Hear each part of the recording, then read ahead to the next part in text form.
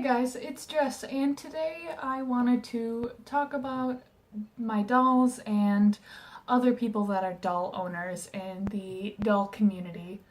I haven't been in the doll community for a very long time, but there's just something that I really wanted to talk about. In particular, other people who have dolls or are doll owners or that are in the hobby. And I've gotten to know a couple of them, and I didn't think they were going to be that way. I didn't think that my thoughts were of the community were going to be wrong.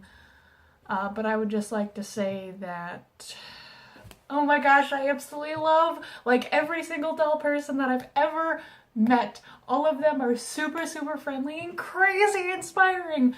That whole like beginning thing was to make you think that I was like super judgmental, which in fact was the whole reason why I was very afraid to get involved in the doll community, because I thought a lot of people were very judgmental and mean. And boy, was I happy to be so wrong. Now I'm gonna totally name drop here because all of these women are my senpai and I love them and they're crazy inspiring to me. So of course I'm gonna name the Underground BJD because she's the boss of black awesomeness. And another couple of people who are, super inspiring, and Pecaro. She's actually one of the very first people that I saw, that wasn't like pictures through Flickr, but like an actual YouTuber that liked dolls. And she's kind of the reason that I finally just kind of decided to, that I wanted to get into dolls. Well,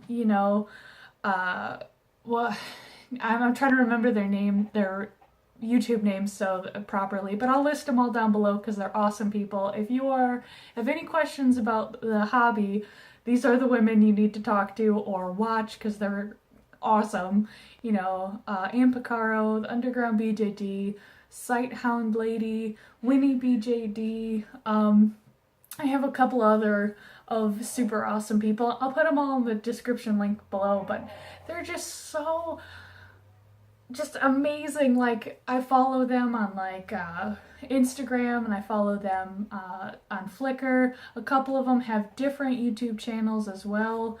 And I love watching their stuff, and they're so crazy awesome. Like, I'm totally fangirling over these people, but I can't help it, Like, their dolls and their stories are so inspiring. Like, it's hard for me to say that to like these other women because like some of them have kids, most of them are adults, and I don't want to be like, oh my god, you're so amazing, blah blah blah, and like totally embarrass myself because I'm really afraid that if I just like fawn over them, they're gonna be like, oh, that's nice, please get away from me.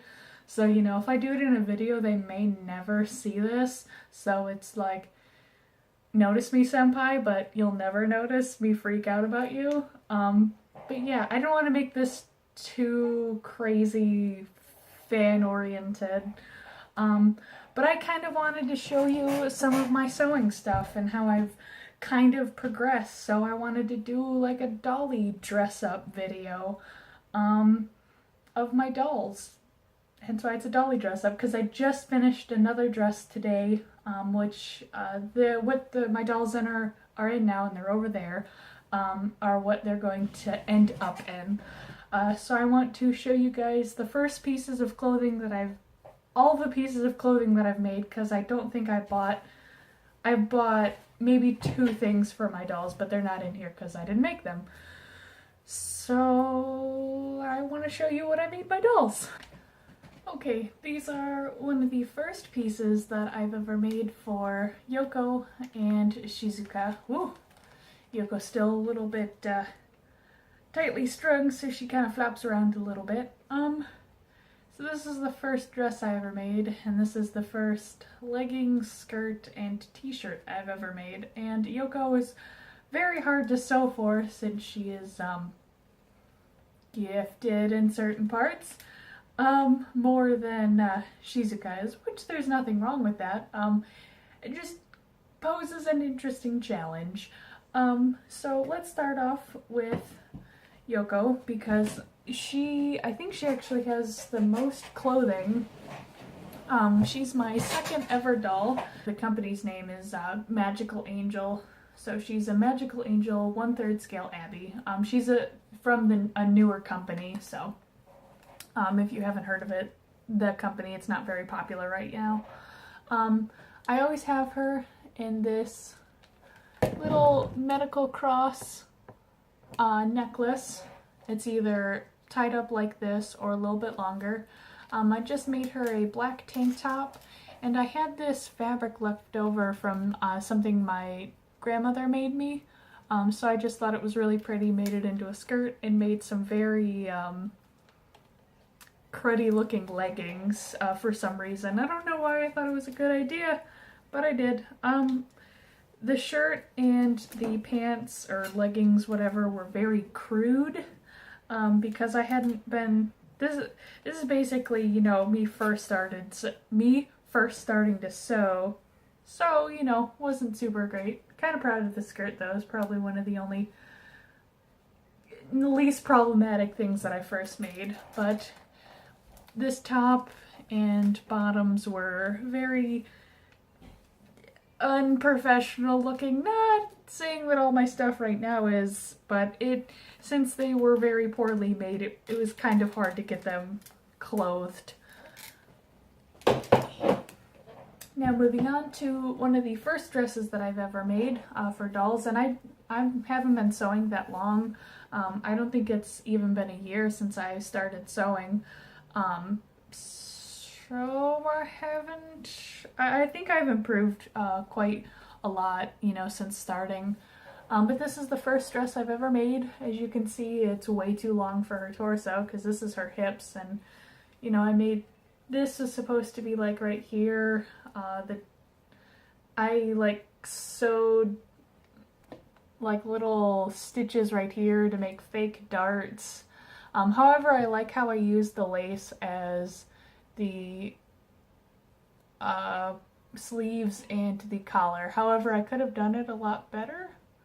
I just kind of have sewn it over top of it instead of like folding it down, which, you know, I could have sewn it and then top stitched it down. Over top, like right here, I put elastic, which does literally nothing but makes it extremely hard for her to get into it. And then I put this piece of ribbon over the connection of the dress pieces, like the top and the bottom, because it looks so bad. And this was my attempt at doing a double layer. I think it's just one continuous layer that I folded up and then sewn, which would have looked a whole lot nicer if I didn't have like this huge seam thing. I don't know what I was doing. But overall, it's not horrible for the first dress that I made for a doll. So yeah, moving on to the next outfit. Okay, and here is the next saga of outfits. Again, let's start with Yoko. One, because again, her outfits I think are the most detrimental because I tried quite a few different looks for Yoko and nothing seemed to really fit, and I'm still having problems with it. First is this awful t-shirt thing with a random button thing that's not really a button, but it's shaped like a button. Some black and white striped fabric, a kilt / punk skirt. So I really like this jacket. I'm actually gonna try to see if I can't fix this because I really like this piece. And some black and white stripe legging pants again, which he actually wore. I don't know if you can see him in the back, but he actually wore those first before I kind of made him pants. Still haven't made him proper pants. But yeah, this is what she was wearing. And then after a while, I didn't like this. Why are you so finicky? After a while, I didn't like the whole plaid looking jacket and I thought she needed a leather jacket, so I made this super, super crude, I'm not even putting it on her all the way, fake leather jacket thing. It looks absolutely horrible. It feels horrible. It's like a pleather material, but I think it's from like an office chair. It's very gross feeling and I hate it, and I don't think Yoko likes it at all either. Moving right along to Shizuka. I started to get a little bit better with Shizuka's outfits because I feel like I was finding her style a little bit faster, so I was more motivated to make stuff for her. I have this t-shirt again, just plain t-shirt. I liked the fold in the middle because I made I think I made like 4 separate pieces just because I thought it looked cute. Then I added like a rose shaped button, and then I made some like, I can't remember what this is called. I think it's like a jumper or something like that, where they have the it's like an overall skirt. I think this makes her look like a candy shop or ice cream shop owner. And I made this really cute oversized cardigan for her in a bright yellow fleece, which is really soft, and I like it a lot.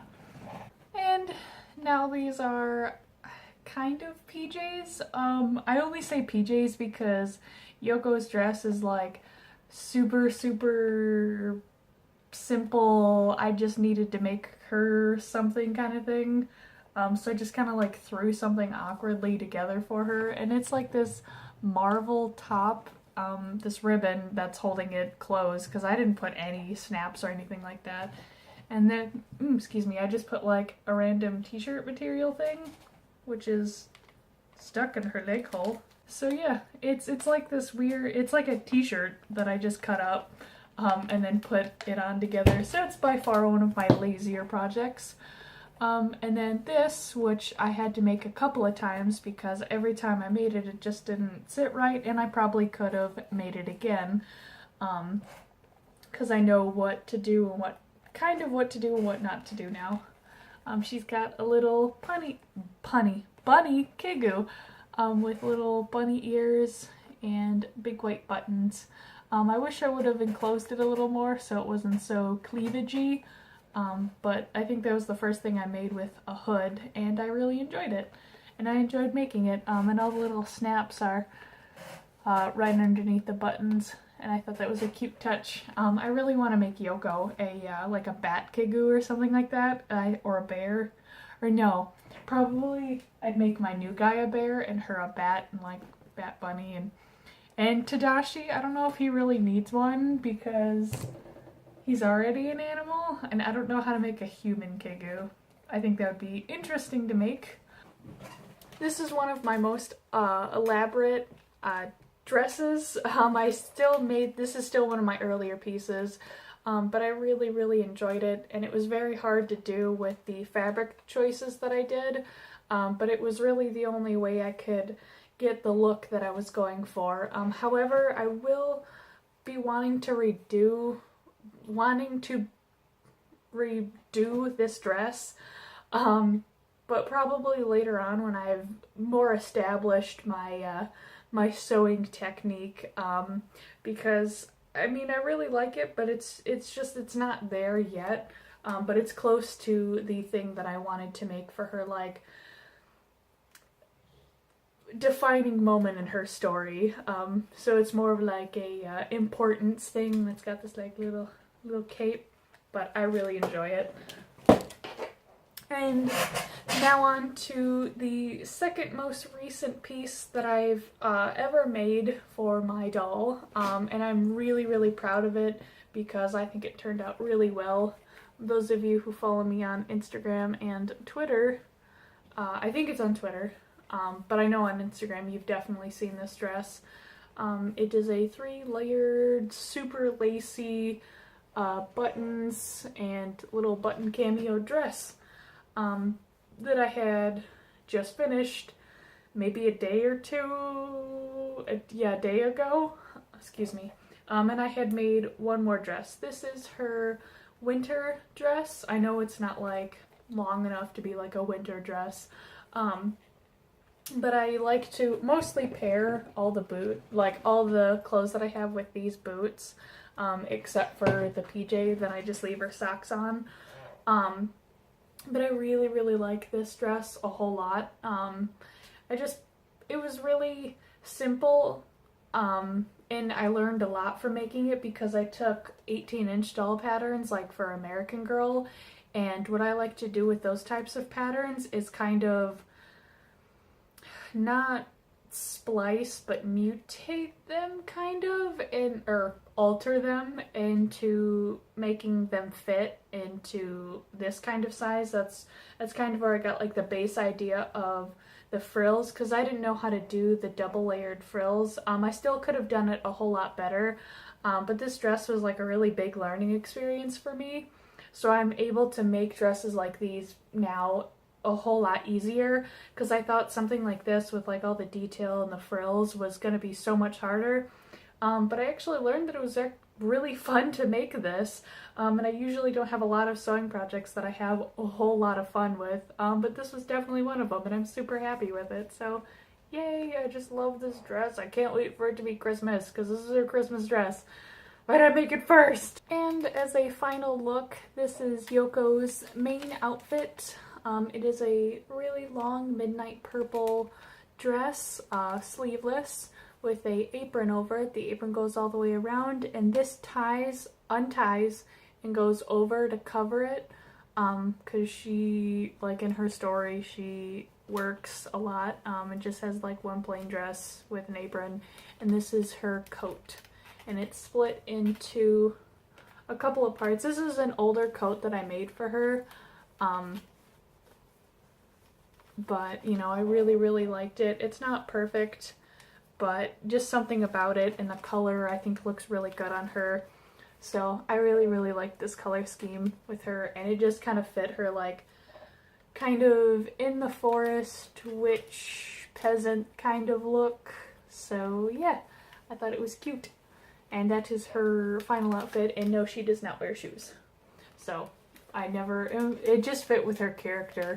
Because anytime I wanted to find like a shoe to fit with her, like trying to find doll shoes, nothing seemed to work out. And the very last outfit that I made, I just finished today, is this little kind of girl style dress. It's got a whole bunch of leaves and stuff like that on it, and it's got two little pumpkin buttons and a Peter Pan collar and poofy sleeves. And it's kind of simple, but I really enjoyed it, and I made it for the fall season that is coming up, because summer is almost over, if it's not already over on the calendar.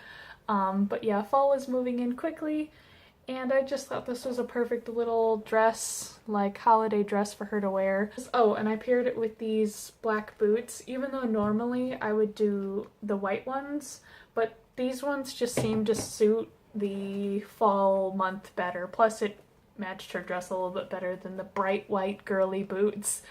But yeah, this is the last outfit, and I will be making many more dresses for Shizuka, and hopefully I'll find a good enough style that Yoko over here will be happy with, because she's been very unhappy with me this entire dress up time. So I'm gonna leave her alone and put her back with her little boyfriend over there in his bad pants, because I apparently can't make a pair of pants anymore. I can make elaborate frou-frou dresses, but pants, no, can't handle it.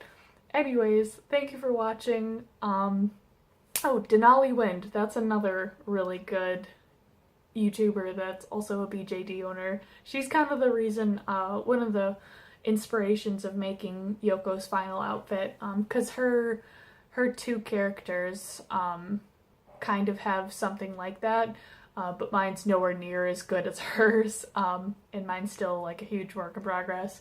But anyways, thank you so much for watching my random dolly dress up, and like, share, and subscribe. I hope you have a wonderful day. Bye guys.